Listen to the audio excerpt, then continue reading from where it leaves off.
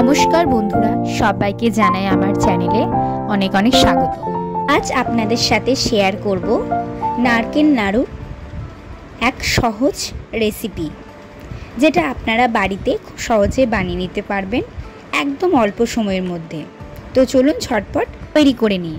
তো সবার প্রথমে দেখুন, আমি নিয়েছি দুটো মাঝারি সাইজের নারকেল, খুব ভালোভাবে কুড়িয়ে নিয়েছি দুটো নারকেলের জন্য 1 কিলো মতো চিনির পরিমাণটা একটু বেশিই দিয়েছি।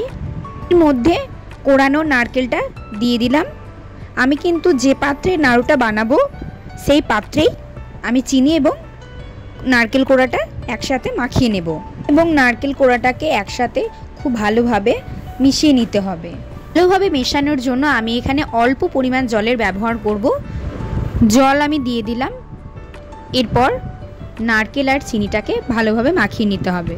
ভালোভাবে যখন চিনি আর নারকেলটা মিশে যাবে তখন আমি এটাকে গ্যাসে চাপিয়ে দেবো। আমার মাখানো প্রায় কমপ্লিট। গ্যাসেও চাপিয়ে দিয়েছি, কিন্তু কোনো রকম খুন্তির ব্যবহার করব না, অপেক্ষা করব চিনিটা গলে যাওয়ার ভালোভাবে। দেখুন চিনিটা একদম গলে গেছে। এরপর খুন্তি ব্যবহার করে একটু একটু করে নাড়তে শুরু করব। রাখতে হবে যতক্ষণ না চিনির রসটা ভালোভাবে শুকিয়ে আসছে, নারকেলের সাথে মিশে যাচ্ছে, ততক্ষণ কিন্তু আমরা পাকটা করে নেব। প্রায় 10 মিনিট মতো আমি এটাকে পাকিয়ে নেব। দেখুন চিনির রসটা কিন্তু একদম শুকিয়ে গেছে এবং নারকেলের সাথে অনেকটা মিশেও গেছে, প্রায় অনেকটা হয়ে আসার মুখেই। তবে আরও 5 মিনিট এটাকে আমি একটু নাড়াচাড়া করে তারপর গ্যাসের ফ্লেমটা অফ করে দেব এবং এটাকে গ্যাস থেকে নামিয়ে অবশ্যই ঠান্ডা করতে দেবেন।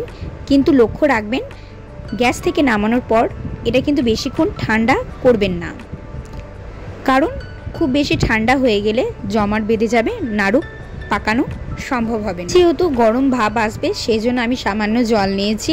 আমি হাতে একটু জল নিয়ে তারপর নাড়ুগুলো একটা একটা করে পাকিয়ে নেব, হাতে গরম ভাবটা একটু কম লাগার জন্য। এইভাবে সব নাড়ুগুলো এবং গোল গোল করে সবগুলো তৈরি করে নেব। নাড়ুগুলো তৈরি করা একদম কমপ্লিট।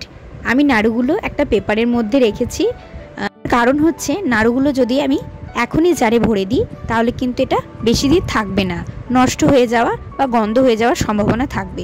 সেজন্য আমি বাইরে এটাকে খুব ভালোভাবে আগে শুকিয়ে নেব, তারপর একটা জারের মধ্যে ভরে দেব।